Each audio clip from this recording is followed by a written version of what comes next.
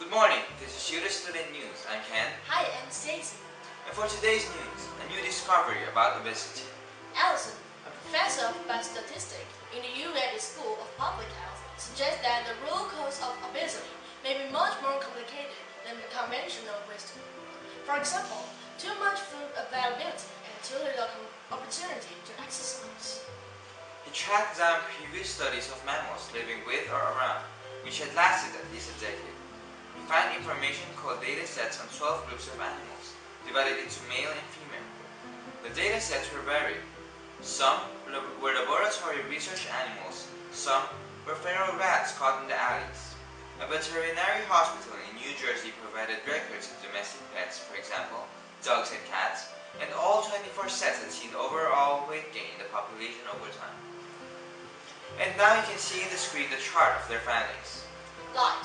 Studies have shown that subtle changes in the amount of time spent in light or dark environments change eating habits.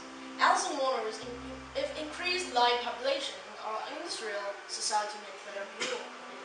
Viruses. Infection with adenovirus 36 is associated with obesity, and the presence of antibodies to AD36 correlates to obesity in humans. Could AD36 or other infectious agents be contributing to obesity populations?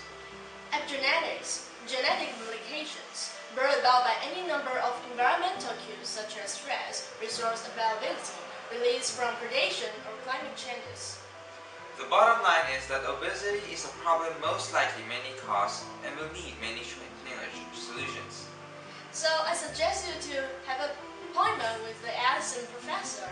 Professor Allison, sorry again. So, I'm not that fast, so let's move to our next topic, okay? Okay.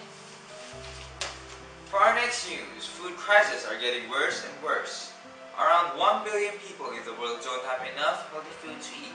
According to a new report, the 2010 Global Hunger Index shows that child malnutrition is one of the biggest causes of lifelong ill health worldwide.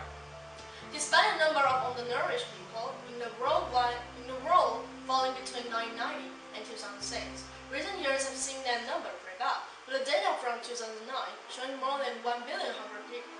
The most recent figures from 2010 suggest the number may again be falling, but this data isn't yet complete.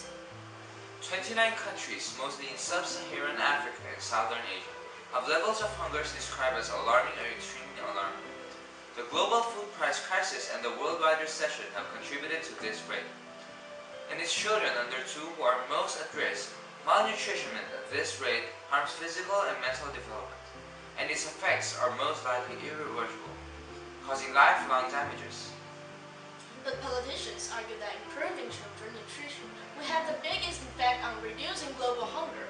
They estimate that child malnutrition could be cut by around a third by providing improved health care and nutrition not only to young children but also to mothers during pregnancy and breastfeeding. Reducing the numbers of hungry people will also significantly improve productivity and economic development. So I suggest you to share your food to other people again. I'm not eating that much, so let's move to our next topic, okay?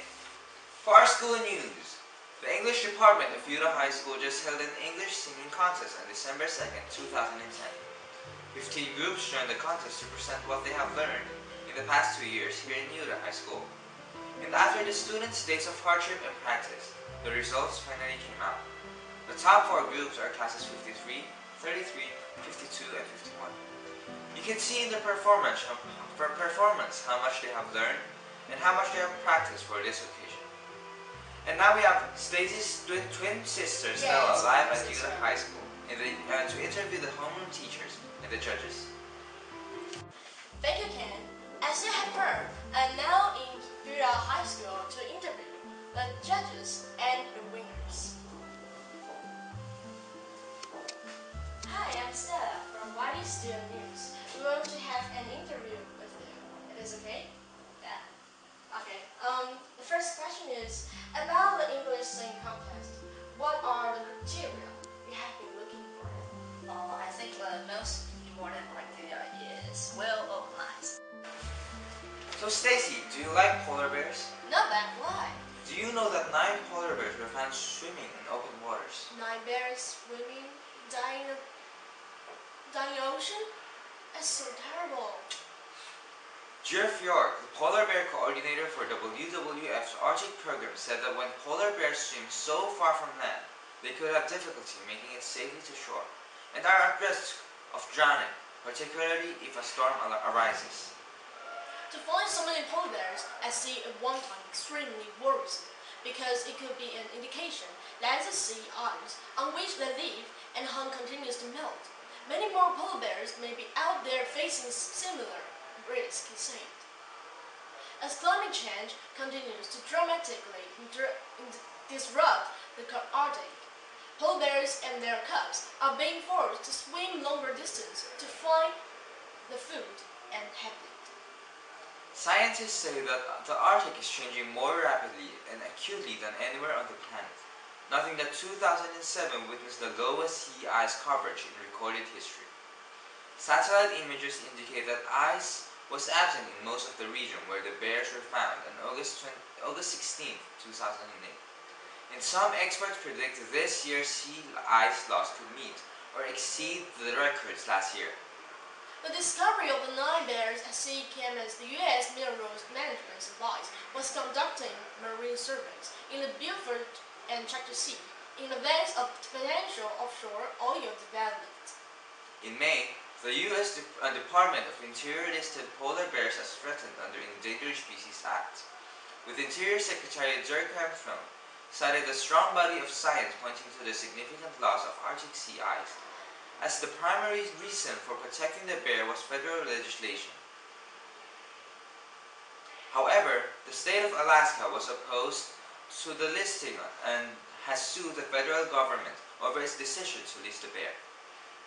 Professor Richard Steiner of the University of Alaska's Marine Advisory Program said, while these bears are swimming around in an ice-free coastal Arctic Ocean, the only thing the state of Alaska is doing is suing the federal government, trying to overturn the listing of polar bears. The bottom line here is that polar bears need sea ice. Sea ice is decaying, and the bears are in very serious trouble. For any people who are still non-believers in global warming and impacts it is having in our Arctic, this should answer their doubts once and for all. Thanks for watching our YUDA Student News. Again, I'm Stacy. And I'm Ken. Thank you. Bye-bye.